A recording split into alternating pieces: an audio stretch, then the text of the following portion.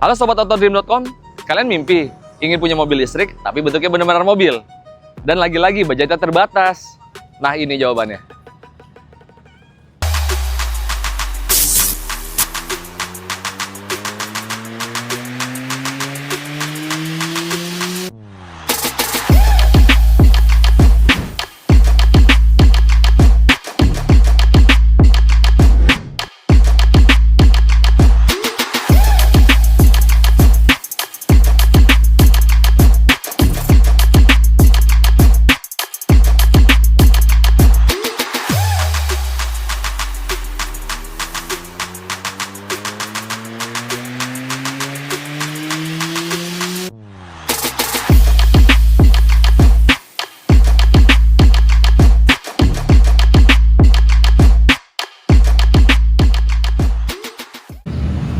Ya, lagi-lagi PT BED Motors Indonesia bikin gebrakan.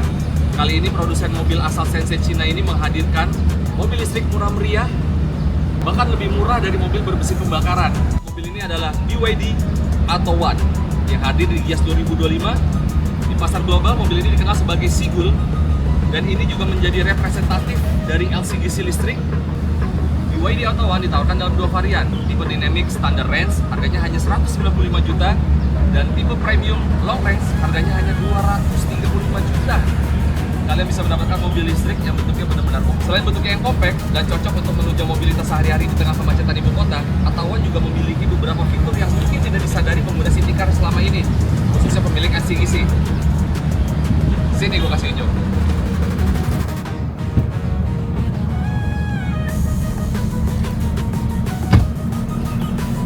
Ya, ini adalah tampilan interior dari BYD Atto 1. Nggak terlihat seperti mobil murah, bahkan terlihat seperti mobil mahal.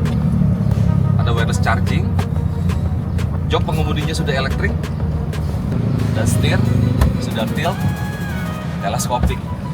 Nggak ada tuh di mobil LCGC kayak gitu ya. Layar hiburannya head unit model floating 10,1 inci yang sudah terintegrasi dengan Android Auto atau Apple CarPlay. Sistem panel instrumennya terlihat simpel, digital, berukuran 7 inci, dan semua informasi lengkap ada di sini. Bahkan dia juga sudah dilengkapi dengan tire pressure monitoring, jadi kalian bisa mengetahui kondisi angin yang ada di keempat ban ini. Selain wireless charging, bisa juga dipakai colokan dari sini, port USB. Cup holdernya juga banyak, tempat penyimpanannya. Pengaturan spion semuanya sudah elektrik dan sudah retractable. Dan untuk sistem keamanannya, dia juga sudah dilengkapi 6 airbag karena ini tipe premium long range. Dan sudah dilengkapi cruise control. Kapan lagi punya mobil listrik murah meriah dengan segudang fitur canggih? Yap, tapi bukan itu yang gue pengen kasih unjuk ke kalian. Fitur yang tidak disadari oleh pengguna city car selama ini, terutama pengguna LCGC, posisinya tuh ada di belakang. Sini gue kasih unjuk. Nah, ini yang dari tadi gue pengen kasih unjuk ke kalian, terutama untuk pengguna city car yang biasa menggunakan LCGC.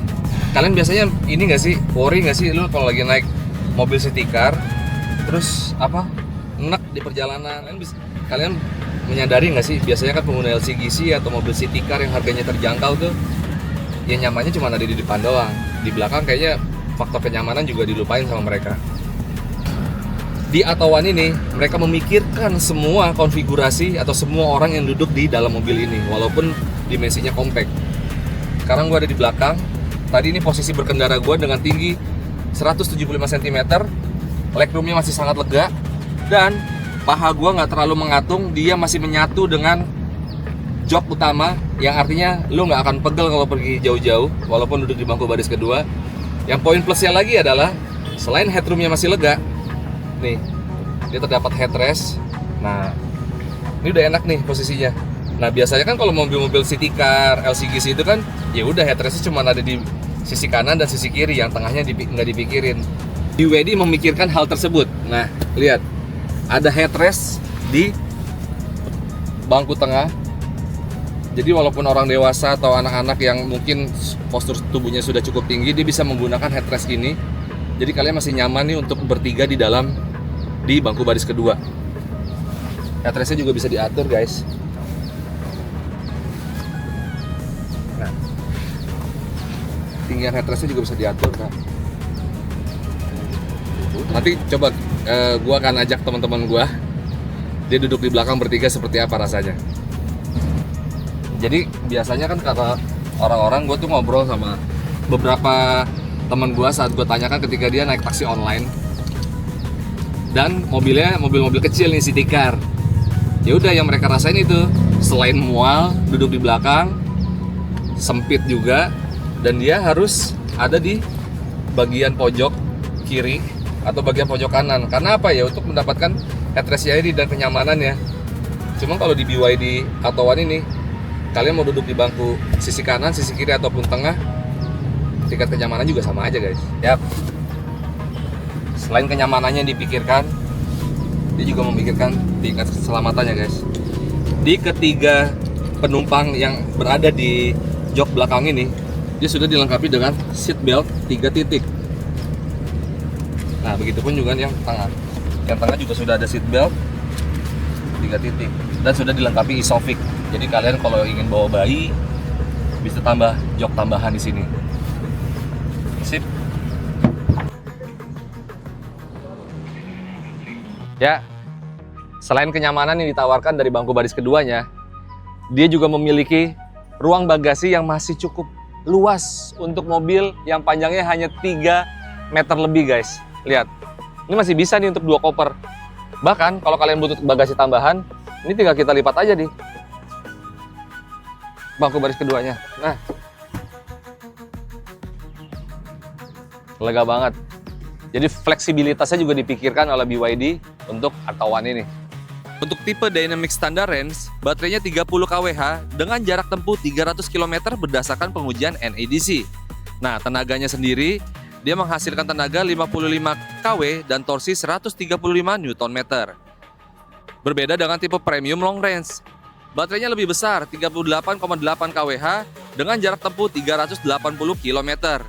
Dan tenaganya sendiri masih sama nih, 55 kW dan torsi 135 Nm. Dan untuk mengajak berlari dari 0 sampai 50 km per jam hanya butuh waktu 4,9 detik. Nah, tadi kan gue janjiin sama lu nih, gue pengen bawa teman-teman gue untuk ngebuktiin seluas apa sih bangku baris keduanya dari BYD Auto One. Yuk. Nih, pelik yang lebih tinggi. Coba kita lihat. Nah, lihat. Masih lega kan? 3 orang dewasa loh.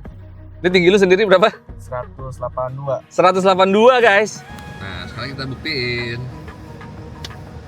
Bertiga, kondisi jalan. Semua penumpang pakai sabuk pengaman 3 titik. Nggak heran kalau Auto One atau Sigul menjadi mobil listrik terlaris BYD di pasar Tiongkok.